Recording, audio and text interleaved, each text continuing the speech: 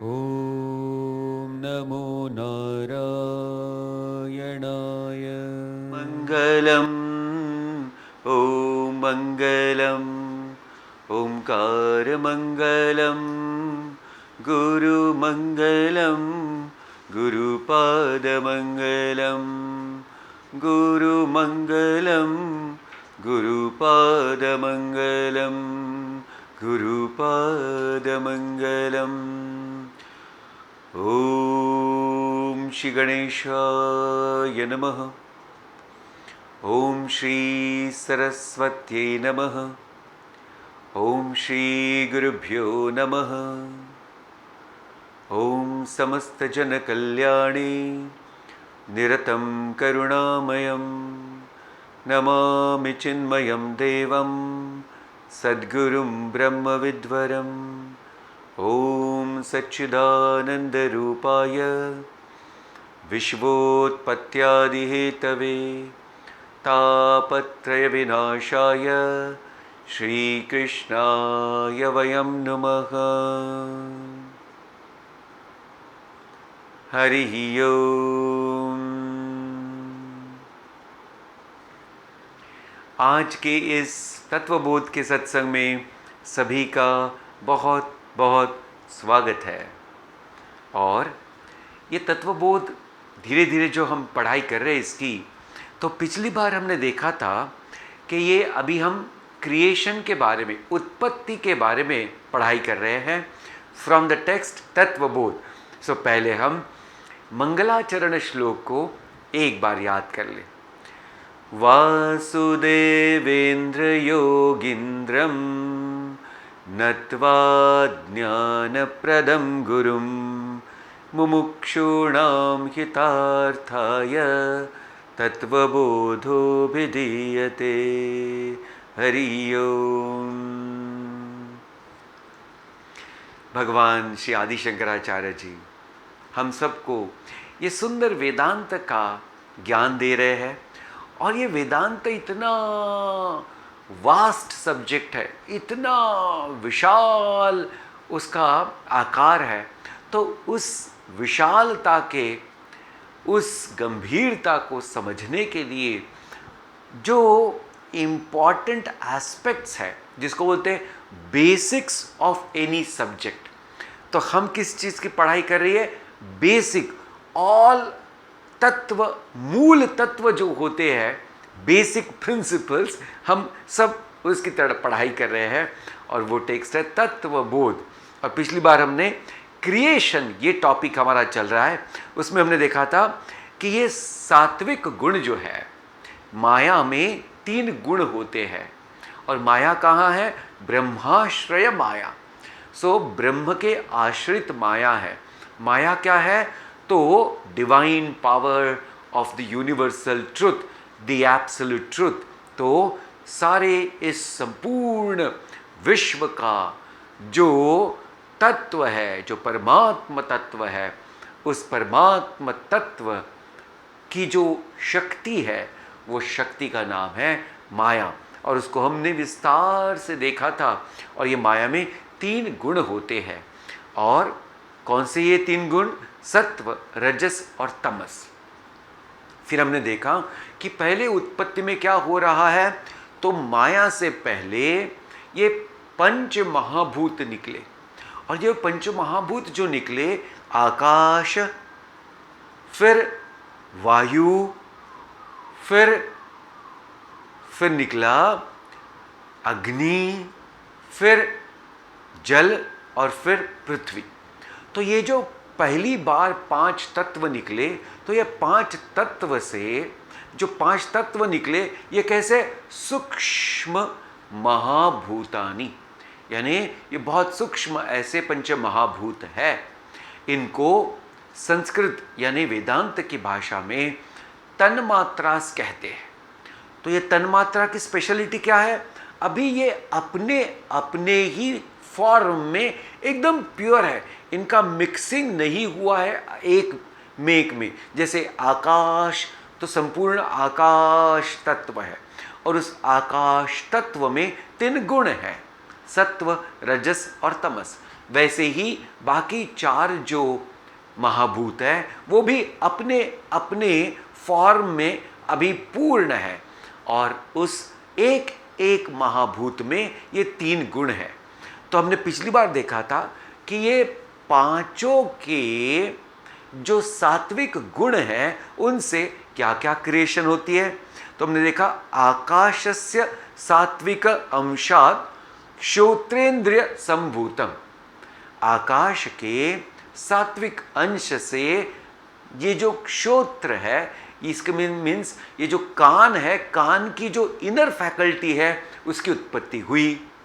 वायो हो सात्विकांशात त्वगेंद्रिय संभूतम, त्वगेंद्रिय मीन्स त्वचा, इसकी जो त्वचा की जो इनर फैकल्टी है उसकी उत्पत्ति हुई वायु से। अग्ने सात्विक अंशात चक्षुरिंद्रियम संभूतम, चक्षु यानी आंखें, तो आंखों की जो इनर फैकल्टी है उसकी उत्पत्ति हुई अग्नि से।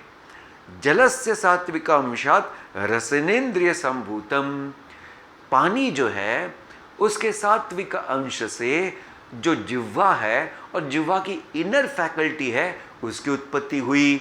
फिर पृथ्व्या सात्विक अंशात घ्राणेन्द्रिय संभूतम, पृथ्वी के सात्विक अंश से नाक जो इनर फैकल्टी है उसकी उत्पत्ति हो गई। और फिर हमने देखा कि हर एक की एक एक फैकल्टी है और हर एक का एक एक गुण है। तो स्पेस का गुण है शब्द, आकाश का गुण है शब्द, वायु का गुण है टच यानी स्पर्श, फायर का गुण है फॉर्म यानी रूप, पानी का गुण है टेस्ट यानी स्वाद, और पृथ्वी का गुण है स्मेल यानी सुगंध, और हर एक की डेटी भी है। तो स्पेस की डेटी है दिग देवता, प्रिसाइडिंग डेटी, इसके बारे में हमने देखा था। वायु की प्रिसाइडिंग डेटी है वायु देवता, फायर की प्रिसाइडिंग डेटी यानी अग्नि की प्रिसाइडिंग डेटी है सूर्य देवता, पानी की प्रिसाइडिंग डेटी है वरुण देवता, पृथ्वी की प्रिसाइडिंग डेटी है अश्विनी कुमारा। तो इसके बारे में हमने पूरा बहुत डिटेल में सोचा था, समझा था और इसकी चर्चा की थी। आज हम देखने वाले हैं कि ये पंच महाभूत जो है, ये पंच महाभूत के सात्विक समस्त सात्विक अंश में क्या होता है, यानी पांचों के सात्विक सात्विक सात्विक सात्विक सात्विक गुण को जब इकट्ठा किया जाता है उसको बोलते हैं समष्टि यानी ग्रुप।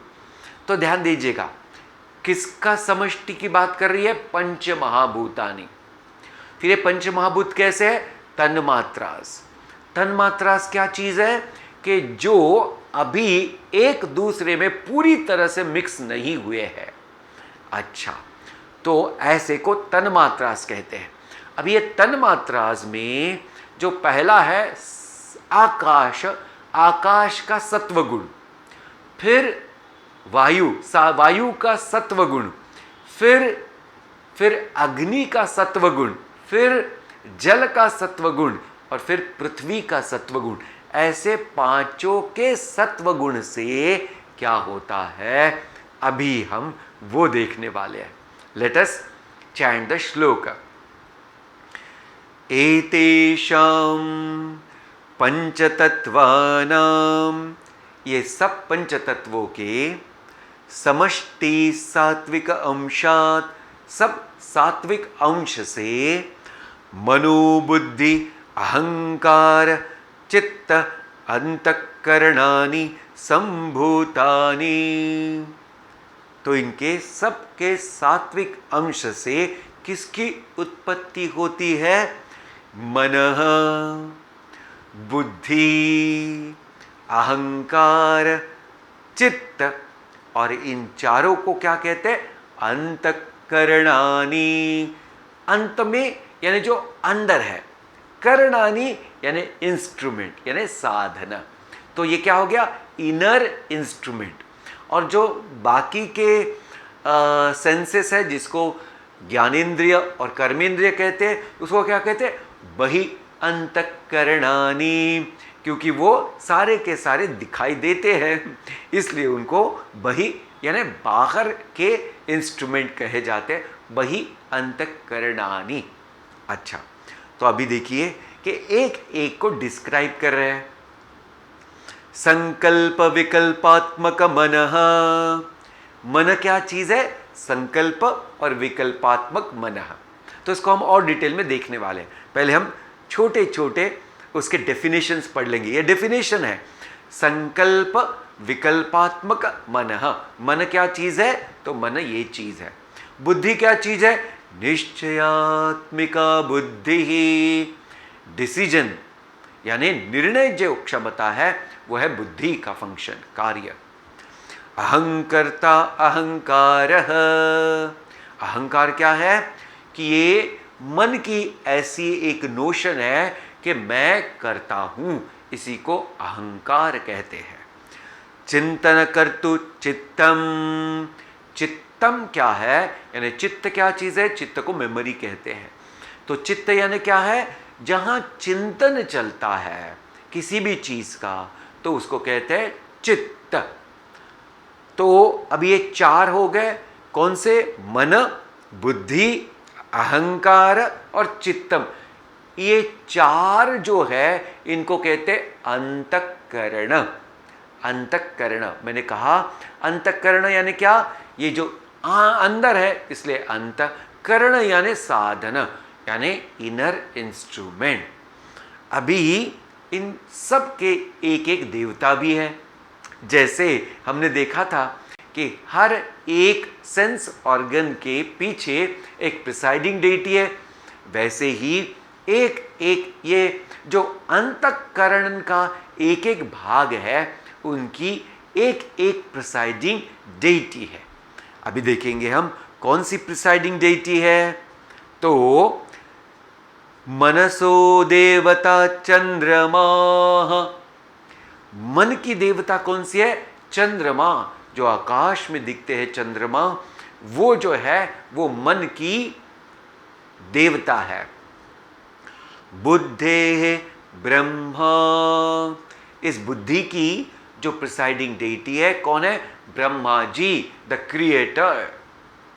अहंकारस्य रुद्रः, अहंकार की प्रिसाइडिंग डेटी क्या है? रुद्र। रुद्र यानी महादेव। चित्तस्य वासुदेवः, चित्त की प्रिसाइडिंग डेटी यानी देवता कौन है? वासुदेव यानी विष्णु। तो ये चार जो अंतःकरण है, यानी अंतःकरण के जो ये चार पार्ट्स है, उसमें पहला पार्ट है मन। मन की देवता है चंद्रमा, बुद्धि की देवता है ब्रह्मा जी, फिर अहंकार की देवता है रुद्र भगवान, और चित्त की देवता है वासुदेव भगवान। तो ये इनकी इन शॉर्ट हमने छोटी छोटी डेफिनेशंस देखी, और उनके पीछे जो जो प्रिसाइडिंग डेटीज है वो भी हमने देखा। अभी हम देखते हैं इन डिटेल एक एक भाग, कौन से? अंतःकरण का। पहले तो हमने जैसे देखा था कि ये जो बाहर के 10 सेंस ऑर्गन्स है, इंद्रियाज है, इनको क्या कहते हैं? बहि अंतःकरणानि। और अभी देखिए क्या करते हैं कि ये कान सुनने की भूमिका निभाते हैं। कान की भूमिका क्या है? शब्द को सुनना।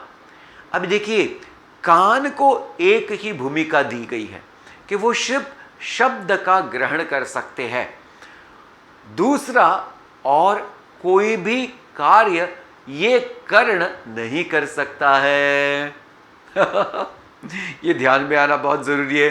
तो एक इंद्रिय और एक कार्य, कौन सा? शब्द ग्रहण।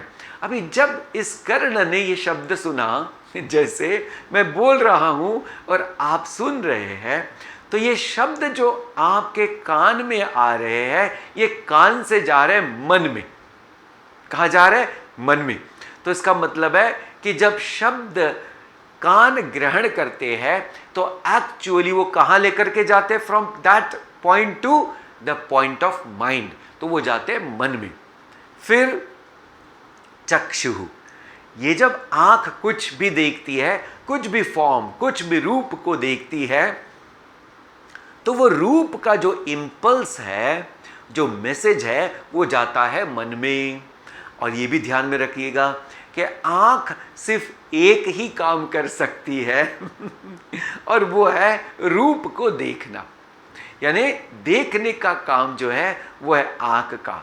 तो एक ही काम कर सकती है, ये हमारी आंखें, जिसको ज्ञान इंद्रिय कहते हैं। फिर आता है त्वचा। त्वचा क्या कर रही है? जब भी कोई हमको टच करता है, हमको कोई भी व्यक्ति क्या कहते हैं, दूसरी कोई भी चीज़ हमारे इससे अगर मिल जाए, उसके ऊपर टच कर जाए, तो फिर क्या होता है? वो जो सेंसेशन है, जिसको इम्पल्स कहते हैं, वो जाता है मन में।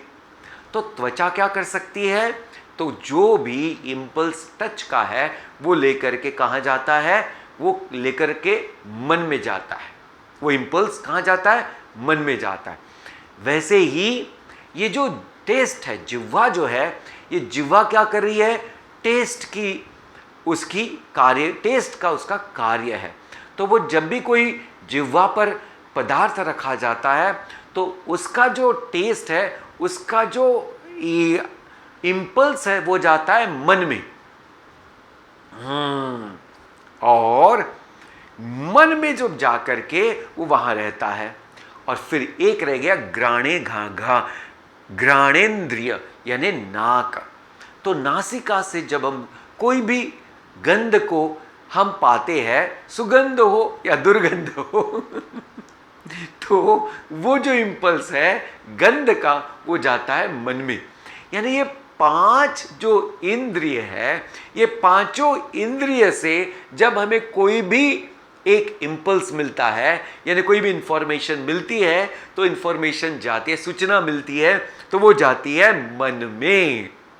और ये जो मन में पांचों का एक स्थान है, यानी 5 जब अंदर जाते हैं मन में, तो मन कैसा है? तो सात्विक अंश से बना हुआ है। और सात्विक अंश से बनने के ये इस कारण उसमें ज्ञान शक्ति है, क्योंकि सत्व ये ज्ञान शक्ति है, रजस ये क्रिया शक्ति है, और तमस ये क्या है? ये डिस्ट्रक्शन शक्ति है। तो इसको ध्यान में रखना जरूरी है। इसलिए मन में जाने के बाद मन में पता चलता है कि ये क्या चीज है, वो क्या चीज है, ऐसे मन उसको जानता है। अभी देखिए,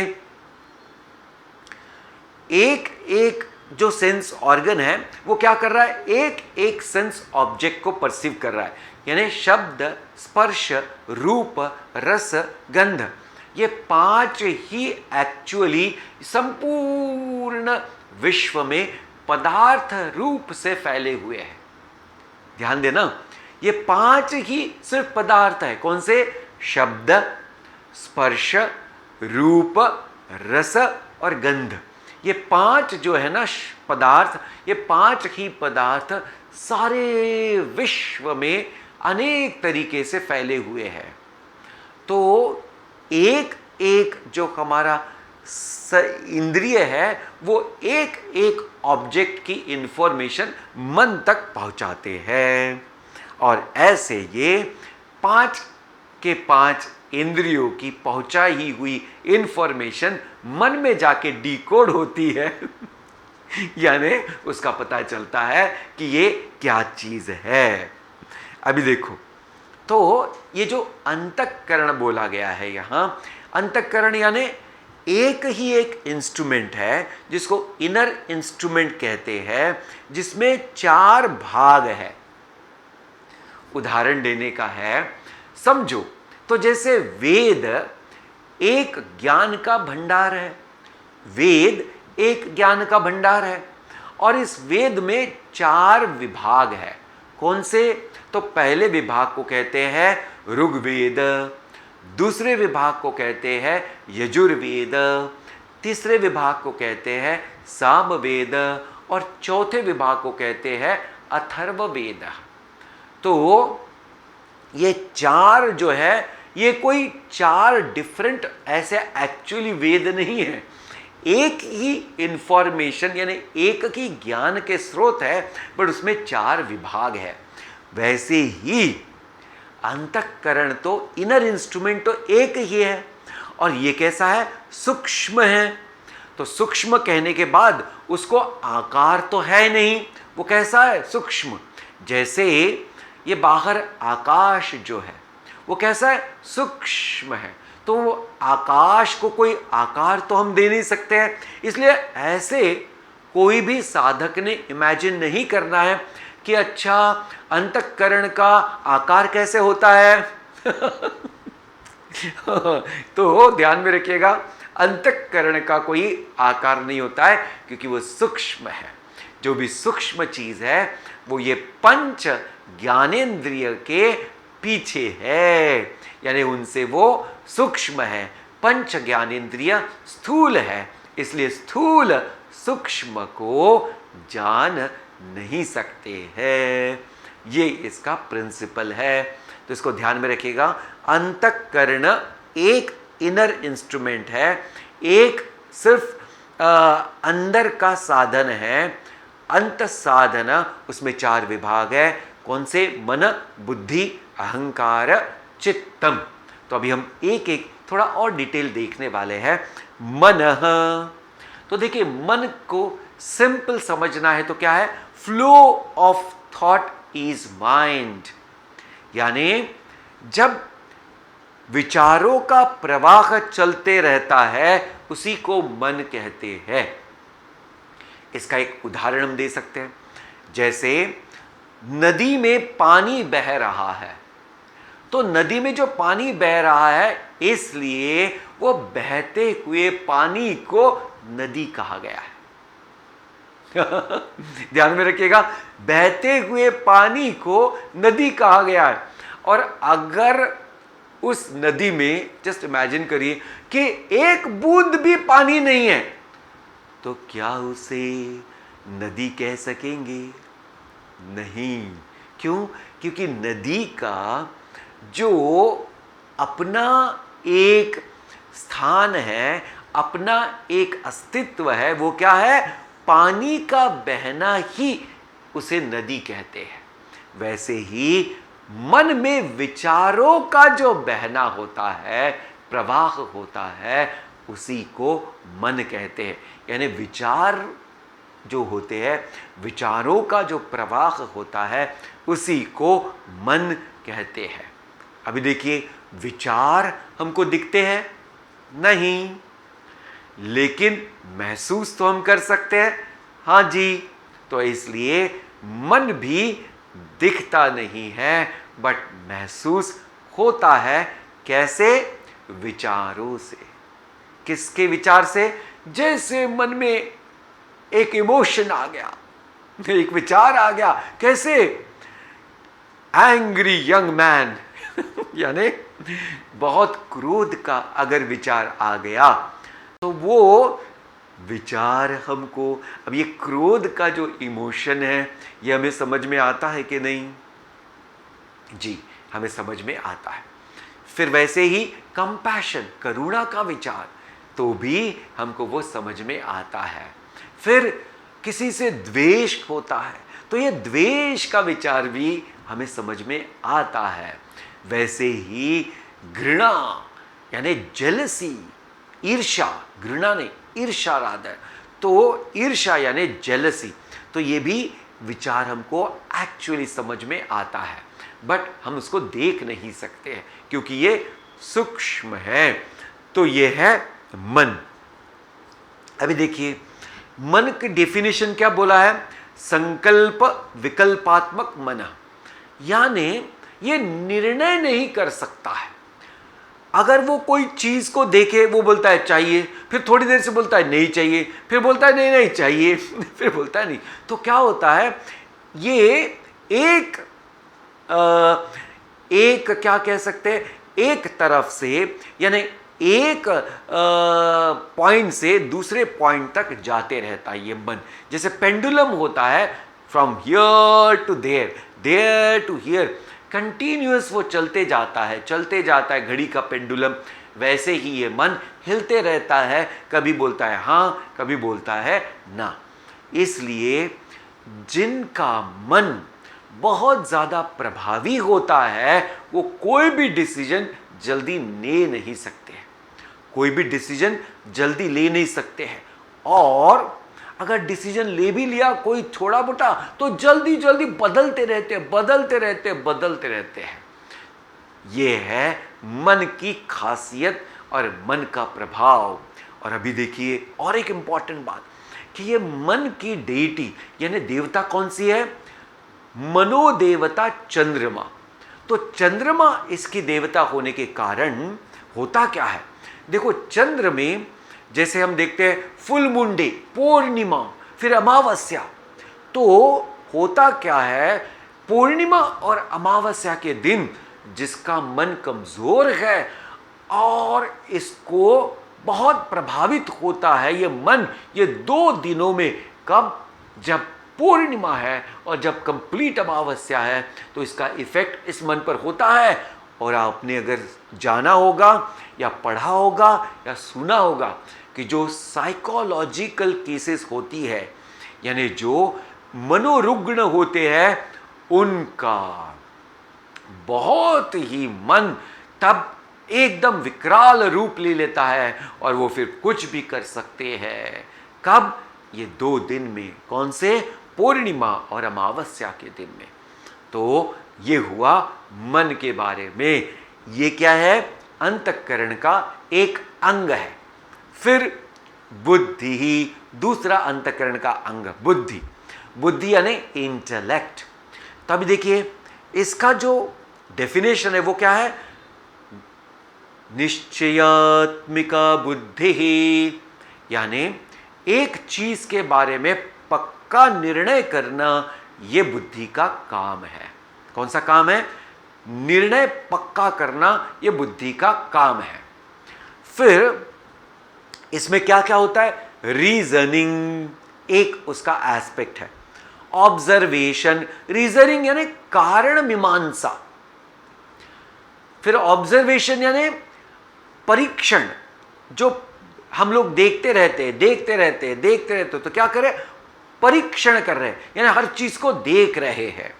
फिर कंक्लूजन यानी उसमें से तात्पर्य क्या निकला, इस चीज को इंटेलेक्ट बहुत माहिर तरीके से पूरा करता है। कौन से चीज को? कारण मीमांसा, फिर पूरी तरह से ऑब्जर्वेशन यानी परीक्षण, और तीसरा है कंक्लूजन यानी उसमें से कोई तात्पर्य निर्णय होना चाहिए, उसका कोई कंक्लूजन होना चाहिए। उसका जो कंक्लूजन है, उसका निर्णय जो है, ये तीनों बातें कौन करती है? बुद्धि। ये कार्य है बुद्धि का। और ये बुद्धि की प्रिसाइडिंग डेटी कौन है? प्रिसाइडिंग डेटी है ब्रह्मा जी, क्रिएटर। तो इसलिए जिस एक व्यक्ति में बुद्धि का प्रभाव बहुत अच्छा होता है या ज़्यादा होता है, तो वो लोग बहुत क्रिएटिव होते हैं, बहुत इनोवेटिव होते हैं, यानी उनकी कल्पनाएं जो होती है बहुत सुंदर कल्पनाएं होती है, बहुत सुंदर सुंदर उनकी सोच होती है। तो ऐसे कार्य होता है बुद्धि का, जिनके जीवन में बुद्धि का विभाग जो है बड़ा प्रभावित है। कभी कभी बहुत ज़्यादा अगर प्रभावित उनकी बुद्धि है उनके जीवन में, तो बड़े ही रूखे सूखे हो जाते हैं और ऐसे लोगों को इमोशन के बारे में बड़ा ही कम ऐसा एहसास होता है, यहाँ तक कि वो इमोशन को कोई गिनते भी नहीं है। तो ऐसा भी नहीं होना ज़रूरी, मीन्स ऐसा नहीं होना चाहिए, ताकि कि इमोशन नहीं है यानी प्रेम नहीं है तो फिर जीवन में कोई रस भी नहीं आएगा। इसलिए बैलेंसिंग बुद्धि और मन का होना बहुत बहुत ज़रूरी है। तो यहाँ और भी कहते हैं कि बुद्धि की देवता कहते हैं कि बृहस्पति भी है। तो बृहस्पति कौन है? गुरु है, सारे देवताओं के ज्ञान देते हैं। तो वैसे ही बुद्धि में ज्ञान होता है, इसलिए एक बुद्धि की देवता बृहस्पति भी कही जाती है। दूसरी और एक है, वह सूर्य देवता, क्योंकि बहुत प्रकर्षेण वो सूर्य देवता यहाँ वहाँ प्रकाशित करते रहते सबको। वैसे ही बुद्धि अपने ज्ञान प्रकाश से पूरे ज्ञान को पा सकते हैं। वैसे ही मीन्स इसीलिए इस बुद्धि की एक देवता सूर्य देवता भी कही जाती है। तो ये देखा हमने बुद्धि के बारे में। अभी हम देखने वाले अहंकार। ये सबको बड़ा परेशान करता है।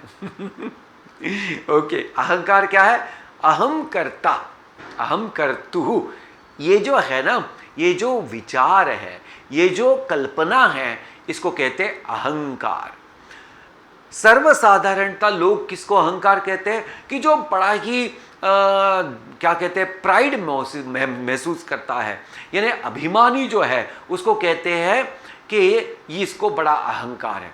बट वेदांत की भाषा में ये जो कर्तापन का भाव है, इसको याद रखना, वेदांत की भाषा में कर्तापन के भाव को अहंकार कहते हैं।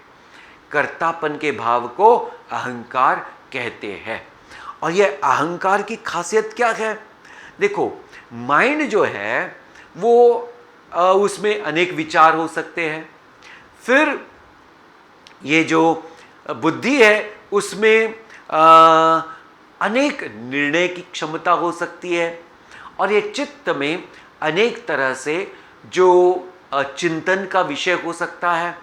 बट ये तीनों क्या है, धीरे धीरे बदल सकते हैं। विचार बदल सकता है, निर्णय बदल सकता है, चिंतन बदल सकता है, पर अहंकार एक ही रहता है, क्योंकि हर विचार के साथ जुड़ा होता है ये अहंकार। ध्यान में रखिएगा। इसीलिए मन के साथ अहंकार, बुद्धि के साथ अहंकार, चिंतन के साथ अहंकार। और ये अहंकार किस में नहीं होता है? ध्यान दीजिएगा, सिर्फ दो व्यक्तियों में। व्यक्ति यानी दो इंपॉर्टेंट ऐसे एंटिटीज में ये नहीं होता है। एक है जो व्यक्ति आत्म साक्षात्कार को पा लिए है, यानी जिसने अपने ही स्वस्वरूप को जान लिया है, जिसको आत्म साक्षात्कार हुआ है, ऐसे व्यक्ति में ये अहंकार नहीं होता है। और दूसरा भगवान, भगवान में अहंकार नहीं होता है। बाकी सब में अहंकार होता है। किसी में बहुत ज्यादा एक्सप्रेसिव होता है, यानी बहुत ज्यादा प्रतिकार, यानी बहुत ज्यादा एक्सप्रेसिव, यानी बहुत ज्यादा ऐसे वहां वो दिखता है, क्योंकि राजसिकता बहुत ज्यादा जहां होती है। लेकिन किसी में अहंकार जो होता है वो बहुत रेसेसिव होता है, डॉर्मेंट होता है, यानी वो दिखता नहीं, वो उसको समझ नहीं सकते, बट उनमें भी अहंकार होता है। तो सिर्फ दो एंटिटीज में अहंकार नहीं होता है, एक है रियलाइज पर्सन, आत्म साक्षात्कारी व्यक्ति, और दूसरे भगवान। बाकी सब में अहंकार होता है। और अहंकार का और एक क्या है कि अहंकार ये जो 5 डिफरेंट कोश है और 3 जो बॉडीज है। कौन से 3 बॉडी? ग्रॉस बॉडी स्थूल शरीर, सटल बॉडी सूक्ष्म शरीर, कॉजल बॉडी कारण शरीर, और ये 5 कोश, अन्नमय कोश, प्राणमय कोश, मनोमय कोश, विज्ञानमय कोश, आनंदमय कोश। 3 बॉडीज और 5 कोश, इन सब को ये जोड़ता है आत्म तत्व से। अहंकार ये 3 शरीर को और 5 कोश को जोड़ता है, किससे? आत्म तत्व से, जिसे जीव आत्मा कहते हैं। तो ये है अहंकार। और अहंकार से लोगों को बड़ी तकलीफ होती है, होती है ना। बड़ी तकलीफ होती है। अहंकार के देवता है रुद्र देवता, और जब अहंकार यानी रुद्र देवता का आशीर्वाद होता है तब अहंकार मिट सकता है। चित्तम, चौथा विभाग चित्तम। तो चित्तम क्या है? मेमोरी। अभी देखिए, ये मेमोरी यानी क्या है? जो भी मन में विचार आया, जो भी निर्णय लिया, ये सारे के सारे चीजें जो है ये स्टोर होती है एज एन इंफॉर्मेशन। जैसे अगर आपका एक कंप्यूटर है तो उसमें एक है कॉल्ड एज मेमोरी डिस्क, तो सब जाके मेमोरी में रहता है। तो वो कौन सा है? हार्ड डिस्क में वो सब रहता है। वैसे ही ये चित्तम क्या है? सब तरह से इंफॉर्मेशन जो मिलती है वो स्टोर कहाँ होती है? चित्त में होती है। और सब इंफॉर्मेशन होने के कारण ये क्या हो सकता है? वहां चिंतन हो सकता है, चिंतन। और यहां बहुत इंपॉर्टेंट ऐसे इंप्रेशंस होते हैं, सारे के सारे जो सूचनाएं मिलती है उसके वैसे वैसे कोडिंग होती है, इंप्रेशंस होते हैं, ताकि सही समय में सही चीज को समझ सके। और चित्त की देवता है कौन? वासुदेव, विष्णु। इसलिए सात्विक देवता होने के कारण यहां बहुत सूक्ष्म ऐसा चिंतन हो सकता है।